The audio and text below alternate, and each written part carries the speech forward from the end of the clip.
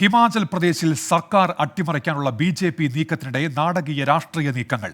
മുഖ്യമന്ത്രി സുഖ്വിന്ദർ സിംഗ് സുഖുവിനെ മാറ്റി സർക്കാരിനെ നിലനിർത്താൻ കോൺഗ്രസ് നീക്കം തുടങ്ങി. സർക്കാരിനെ പ്രതിരോധത്തിലാക്കി മന്ത്രിസഭയിൽ നിന്ന് പ്രമുഖ നേതാവ് വിക്രമാദിത്യ സിംഗ് രാജിവെച്ചു. പ്രതിപക്ഷ നേതാവ് ഉൾപ്പെടെ 14 ബി.ജെ.പി. എം.എൽ.എമാരെ സ്പീക്കർ സസ്പെൻഡ് ചെയ്തു. ഒരു വർഷമായി പറയാൻ മടിച്ചതെല്ലാം നേതൃത്വത്തെ അറിയിച്ചെന്ന് വിശദീകരിച്ചായിരുന്നു വിക്രമാദിത്യ സിംഗിന്റെ രാജി പ്രഖ്യാപനം.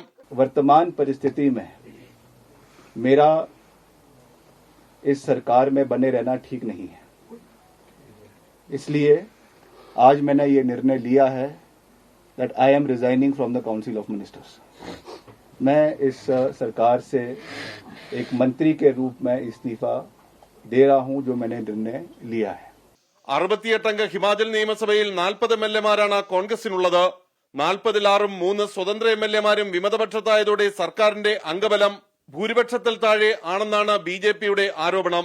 പ്രതിഷേധം നിയമസഭയിൽ ശക്തമായതോടെ പ്രതിപക്ഷ നേതാവടക്കം 14 പേരെ സ്പീക്കർ സസ്പെൻഡ് ചെയ്തു. ഹിമാചൽ പ്രദേശിൽ ബി.ജെ.പിക്ക് 25 എം.എൽ.എമാരാണുള്ളത്.